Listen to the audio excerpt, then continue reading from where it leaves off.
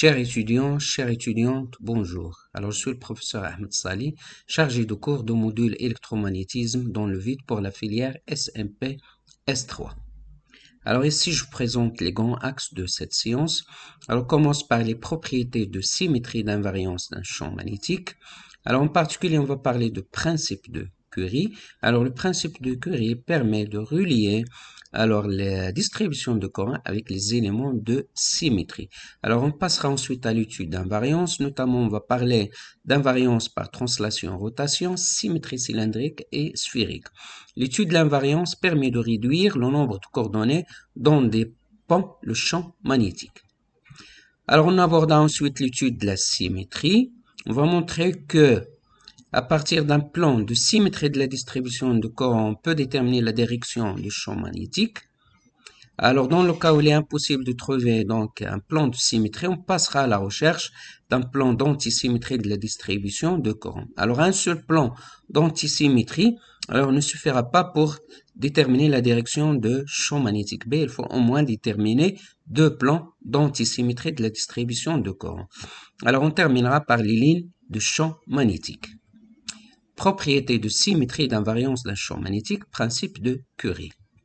Alors, lorsque certaines causes produisent certains effets, les éléments de symétrie des causes doivent se retrouver dans les effets produits. Alors, ici, on désigne par les causes, c'est les courants, bien la distribution de courants, et par les effets, c'est le champ magnétique ou bien le potentiel vecteur. Alors, on va montrer par la suite que, le champ magnétique B est lié au potentiel vecteur par la relation B égale à rotationnelle de A. Alors, les éléments de symétrie de courant donc doivent se retrouver dans les champs magnétiques produits. Alors, par exemple, si on a une distribution de courant qui ne dépend que d'une seule variable, alors le champ magnétique également ne va dépendre que de cette variable. Invariance. On va commencer par invariance par translation. Alors, s'il existe un axe OZ pour lequel toute translation laisse invariante la distribution de courant, ça veut dire ne modifiez pas la distribution de courant, comme le montre alors cette figure. Alors ici, vous avez un conducteur qui est infini, l'axe, ça c'est OZ, c'est l'axe de ce conducteur. Alors donc, le champ magnétique B ne dépend pas de Z. Alors ceci n'est vrai que, bien sûr, lorsqu'on a une distribution, alors infinie, ça veut dire un conducteur de longueur infinie. Alors pour plus d'explications, alors soit P, un point donc qui appartient au conducteur. Ce point P, il a une distribution de courant G de P.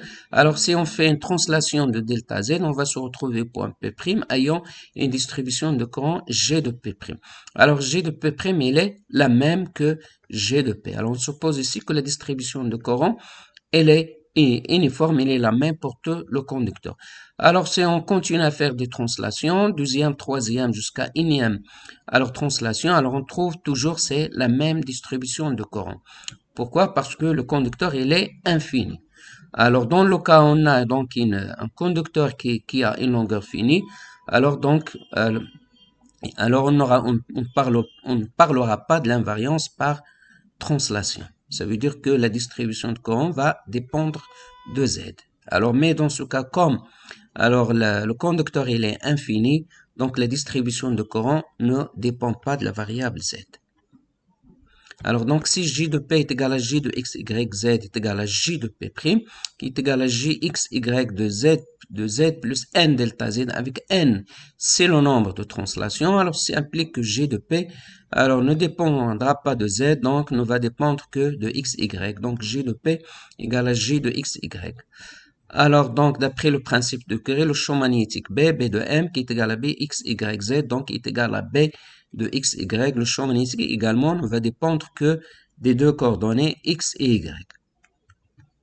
Invariance par translation, également, on parle de la symétrie axiale. Alors, s'il existe un axe OZ pour lequel toute rotation d'angle θ ne change pas la distribution de courant, alors, c'est-à-dire G de P est égal à G de P', alors, d'après le principe de Curie, le champ magnétique ne dépend pas de l'angle θ. Le problème est dû à symétrie de révolution. Alors ici, donc, vous avez donc un conducteur. Ça, c'est l'axe O de Z. Alors, si on prend un point P ici, alors le point P il est caractérisé par G de P. Alors, on fait en rotation, on se trouve au point P'. Alors, P', possède donc une distribution de courant G de P' qui est la même que celle définie au point P. Alors, dans ce cas, on dit que la distribution de courant ne dépend pas de l'angle delta de θ. Alors, le problème, il est à symétrie de révolution.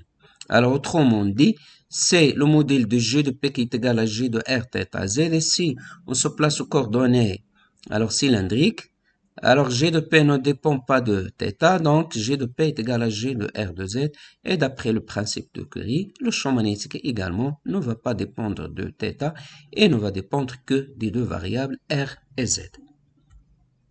Alors, symétrie cylindrique. Alors, si on a à la fois donc une invariance par translation et invariance par rotation, c'est-à-dire que la distribution de courant ne dépend ni de Z ni de θ, alors le champ magnétique également ne va dépendre que de la variable R, donc ne dépend ni de θ ni de Z. Le problème est des asymétries cylindriques. Symétrie sphérique. Alors, si une distribution de courant est invariante pour toute rotation autour d'un point noté O, c'est-à-dire si on fait une rotation autour d'un point noté O, et si on se place sous coordonnées sphériques définies par les coordonnées R, θ et phi, alors la distribution de courant ne va dépendre ni de θ ni de phi. Par conséquent, le champ magnétique B de M alors ne va dépendre également que de la variable R. Le problème est des asymétries sphériques. Alors, plan de symétrie de la distribution de courant. Alors, dans le cas où on a un plan de symétrie, un plan d'antisymétrie, alors donc ces deux plans-là, ils permettent de réduire les composantes alors d'un champ magnétique P. Si par exemple on a un champ magnétique alors qui a trois composantes, donc alors par l'étude de l'un des deux plans, alors on peut montrer que le champ magnétique n'a qu'une seule composante. Alors donc qu'est-ce qu'un plan de symétrie? Alors, un plan P est appelé plan de symétrie de la distribution de courant si en deux points P et P', qui sont symétriques par rapport à ce plan P, on a G de P' égale à la symétrie de G de P. Alors, donc, soit P, alors un point qui appartient au conducteur, son symétrie c'est P', qui également appartient au conducteur. Alors, au point P, on a G de P. Alors, par rapport à ce plan, on a la symétrie de G de P, c'est G de P'. Donc, G de P' égale à la symétrie de G de P. Alors, donc, si G de P' égale à la symétrie de G de P, alors on parlera donc d'un plan de symétrie. Alors, donc, si on a M et M' qui sont deux points qui appartiennent à l'espace et qui sont symétriques par rapport au plan P, alors le champ magnétique, il est antisymétrique. Ça veut dire que B de M' égale à moins la symétrie de B de M. Alors ici, c'est au point M. Alors donc, la distribution de courant D de S utile point P crée un champ ici D de BM. Alors au point P', on a D de L' qui est symétrique par rapport à D de L. Il crée un champ magnétique D de B de M. Alors donc ici, vous avez D de BM. Alors la symétrie, elle est dans ce sens. Et par conséquent, donc moins la symétrie, il est égal à D de BM'. Et également, on a le potentiel vecteur AM' égal à la symétrie de A de M. Donc, si on a un plan de symétrie de la distribution de courant, alors le champ magnétique, il est antisymétrique et le potentiel vecteur, il est symétrique. Alors, c'est en plus, le point M, il appartient au plan de symétrie, c'est-à-dire c'est M et M', ils sont confondus, ils sont situés sur le plan P. Alors, comme le montre cette figure-là, alors le champ magnétique en ce point M qui appartient au plan, elle est perpendiculaire à ce plan-là. Donc, pour déterminer la direction alors du champ magnétique, alors il faut chercher un plan de symétrie qui contient le point M, et dans ce cas-là, le champ magnétique il est perpendiculaire à ce plan-là. Alors ici, comme vous remarquez, au point P et P', on a la distribution D de L et D de L', ils sont symétriques. Les deux, ce sont des vecteurs qui sont sortants, donc ils sont symétriques par rapport au plan P. Donc ce plan est bien un plan de symétrie. Et comme il contient le point M, alors le champ magnétique, il est perpendiculaire à ce plan. Alors on va voir un exemple pour un plan de symétrie. Alors exemple, c'est nappe de courant. Alors donc une nappe de courant, donc c'est un plan infini qui est constitué par des fils infinis qui sont parallèles. Alors donc chaque fil donc il est parcouru par un courant. Alors ici c'est les dirigés selon la direction en x, donc porté par le vecteur unitaire E de x. Alors cette nappe de courant il est situé dans le plan OX EY. Alors P ici c'est un plan de symétrie qui contient le point M, donc il est formé par les vecteurs unitaires EX et E de Z. Donc c'est un plan qui est vertical. Alors P est un plan donc de la nappe de courant de conducteur surfacique. P' c'est son symétrique par rapport à ce plan-là. Alors ici la distribution de courant point P elle est surfacique. Alors sa symétrie donc c'est G de S de P'. Alors donc on a bien que G de S de P' égale à la symétrie de G de S de P par rapport à ce plan. Alors par rapport au plan M, E, X, E de Z, c'est-à-dire qu'il contient le point M, donc P il est bien un plan de symétrie de la distribution de courant. Alors si ce plan-là il contient le point M, et comme c'est un plan de symétrie, alors le champ magnétique B il est perpendiculaire à ce plan, c'est-à-dire qu'il est parallèle au vecteur unitaire U de Y. Alors donc la détermination d'un plan de symétrie nous donne uniquement la direction du champ magnétique, mais pour déterminer le sens du champ magnétique, alors il faut s'inspirer de la relation de Biot et Savart pour une distribution surfacique. Alors donc soit dBm égale à cette expression, donc le sens du champ magnétique est déterminé par le produit vectoriel de Gs et U de R. Avec U de R, c'est le vecteur unitaire qui est alors dirigé de P vers M. Donc U c'est PM, le vecteur PM sur le modèle de P de M. Alors donc en calculant ce produit vectoriel, en utilisant la règle des trois doigts, on trouve que alors le champ magnétique il est porté dans le sens opposé au vecteur unitaire U de Y. Donc selon moi U de Y. Alors on passe à un plan d'antisymétrie de la distribution de courant. Alors un plan P étoile est appelé plan d'antisymétrie de la distribution de courant s'il existe deux points P et P' qui sont symétriques par rapport à ce plan P étoile et qui vérifient G de P' égale à moins la symétrie de G de P. Alors ici P est un point de conducteur, P' c'est son symétrie par rapport à ce plan. Alors G de P, donc c'est la distribution de courant point P. Alors si je cherche la symétrie de G de P, donc il est dans ce sens-là. Alors moins la symétrie, elle est vers le bas. Donc c'est G de P'. Donc on a G de P' égale à moins la symétrie de G de P. Donc P. Alors P étoile, c'est un plan d'antisymétrie de la distribution de courant. Alors si on prend deux points M et M' qui sont symétriques par rapport à ce plan d'antisymétrie, alors le champ magnétique il est symétrique par rapport à ce plan. Alors vous avez ici le point M, la distribution de courant ici c'est D de L, donc c'est le vecteur sortant. Ici c'est DL', c'est vecteur entrant, donc ils sont opposés. Donc le plan P étoile est un plan d'antisymétrie. Alors la distribution de courant D de L au point P, elle crée le champ D de BM. Ici, donc, il faut utiliser la loi de Biot et Savart pour déterminer le sens de D de B de M. Alors ici, au point 1', donc D de L', alors il crée un champ magnétique, alors D de B de M. Donc, les deux champs, ils sont symétriques par rapport à ce plan.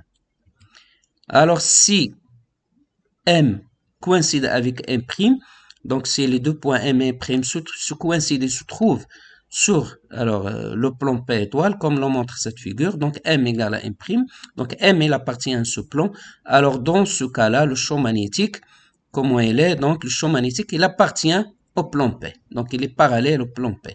Donc si en plus la distribution de courant admet un plan d'antisymétrie P étoile, passons par un point M, on veut déterminer le champ magnétique B. Donc M c'est le point où on veut déterminer le champ magnétique B. Alors le champ B en ce point il est contenu dans ce plan, c'est-à-dire quel que soit M appartient à un plan d'antisymétrie. Alors le champ B de M il appartient à ce plan et le vecteur A de M, le potentiel vecteur, il est perpendiculaire au plan d'antisymétrie. Alors donc, dans le cas où il est impossible de trouver un plan d'antisymétrie, de symétrie, alors on passera à la recherche d'un plan d'antisymétrie. Alors comme on l'a mentionné donc auparavant, il faut au moins trouver deux plans d'antisymétrie, l'intersection de ces deux plans dans alors la direction de champ magnétique B. Alors comme exemple ici, donc, alors on prend un spire. Alors un spire circulaire ici qui est contenu dans le plan, alors ER, Eθ, l'axe de la spire c'est l'axe E de Z. Alors cette spire, donc il est circulaire parcouru par un courant I. Donc si, alors donc au point P, je prends au point P ici, il est caractérisé par, alors donc le vecteur courant, c'est E de L. Alors au point P', donc ici c'est la symétrie. Donc c'est ED de L de P. Alors donc ici ED de L de P' est égal à moins la symétrie de E de L par rapport au point P étoile. Donc, alors ce plan-là, le plan formé par Eθ, E de Z est un plan donc d'antisymétrie. Alors le plan P étoile qui est égal à M Eθ EZ contenu M est un plan d'antisymétrie de la distribution de courant. Pourquoi? Parce qu'il vérifiait alors ED de L' égale à moins la symétrie de ED de L. Alors le champ magnétique B par conséquent il appartient à ce plan donc B il est parallèle à P étoile. Alors également on a le plan ER E de Z, il contient le point M également c'est un plan d'antisymétrie. Alors, si on fait l'intersection de ces deux plans, alors on trouve que le champ magnétique B, il est porté par l'axe OZ, l'axe de la spire. Alors, ligne de champ. Alors, une ligne de champ est une courbe C dans l'espace tel que chacun de ces points, le vecteur champ est soit tangent. Une ligne de champ est orientée conventionnellement dans le sens du champ magnétique B. Alors, ça, c'est donc une ligne de champ, il est alors décrite par la courbe C. Alors, si on prend le point M ici, on a le champ magnétique B de M. Il est tangent, il est collinéaire à D de L avec D de S, c'est un élément de longueur de la courbe C. Alors, également, un M'. Alors, on a le champ magnétique B M', il est tangent à dl', ça veut dire il est tangent à la ligne de champ à la courbe C. Donc, alors pour déterminer donc les équations en ligne de champ, alors il faut résoudre l'équation Bm produit vectoriel dl qui est égal à 0 avec dl c'est déplacement élémentaire qui est égal à mn. Donc pour déterminer la forme des lignes de champ, il faut résoudre cette équation Bm produit vectoriel dl égale à 0. Alors en coordonnées cartésiennes, on a dl égale à dxi plus dyj plus, alors pardon, donc qui est égal à dl c'est dxi plus dyj plus dzk, et b c'est bxi plus byj plus bzk, en faisant ce produit vectoriel. Alors on obtient dx sur bx est égal à dy sur by égal à dz sur bz.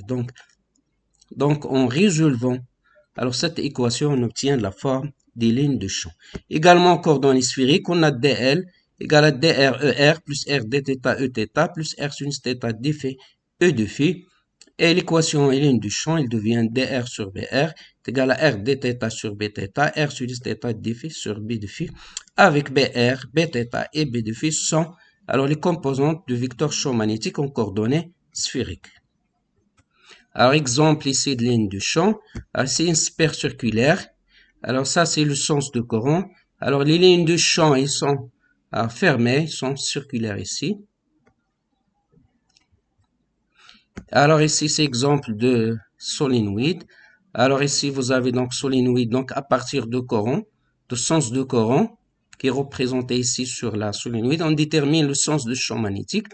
Alors, donc, en utilisant donc la règle de la main droite, donc les lignes de champ, ils sont orientées, ou bien ils entrent par la face sud et sortent par la face nord. À l'intérieur solénoïde, le champ magnétique il est dirigé de la face sud vers la face nord. Alors c'est pareil à un aimant magnétique.